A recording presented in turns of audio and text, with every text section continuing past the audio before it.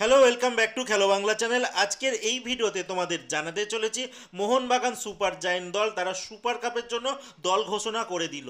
আর এই দলে কোন কোন বিদেশি চান্স পেলো আর কোন কোন জাতীয় দলের খেলোয়াড় চান্স পেলো সেটাই জানাবো এই ভিডিওতে। আর তার আগে বলবো মোহনবাগান দল কিন্তু সুপার কাপে কোয়ার্টার ফাইনালেরই তাদের প্রথম ম্যাচটা খেলছে, কারণ প্রথমের যে রাউন্ড 16-এর ম্যাচ তাদের খেলতে হয়নি, কারণ চার্চিল ব্রাদার্সের সঙ্গে তাদের ম্যাচ ছিল আর চার্চিল ব্রাদার্স সেই ম্যাচে দল নামায়নি, যার জন্য মোহনবাগান দল তারা ওয়াক ওভার পেয়ে গেছে।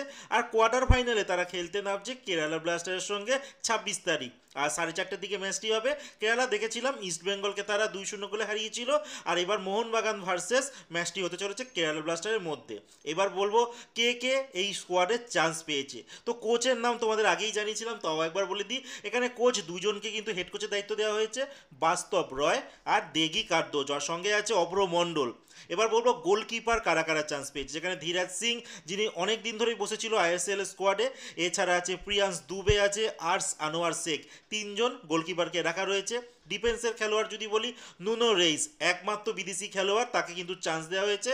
তিনি সুপার কাপে কিন্তু চান্স পেয়েছে, এর আগে দেখেছিলাম আইএসএলে কিন্তু তাকে চান্স দেওয়া হয়নি।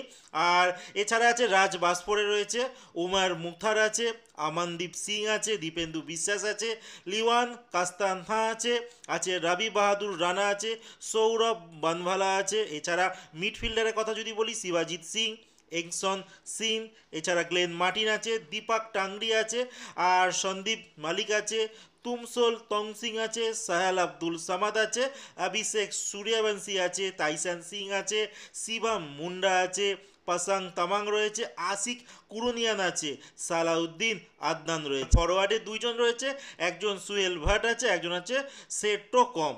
তো এই হচ্ছে মোহনবাগানের স্কোয়াড। ম্যাক্সিমাম খেলোয়াড় কিন্তু রিজার্ভ টিমের খেলোয়াড়, আর কয়েকজন আইএসএল এর খেলোয়াড়দের এখানে রাখা রয়েছে, যারা ঠিকঠাক চান্স পাচ্ছিল না আইএসএল এ, তাদেরকেই রাখা হয়েছে।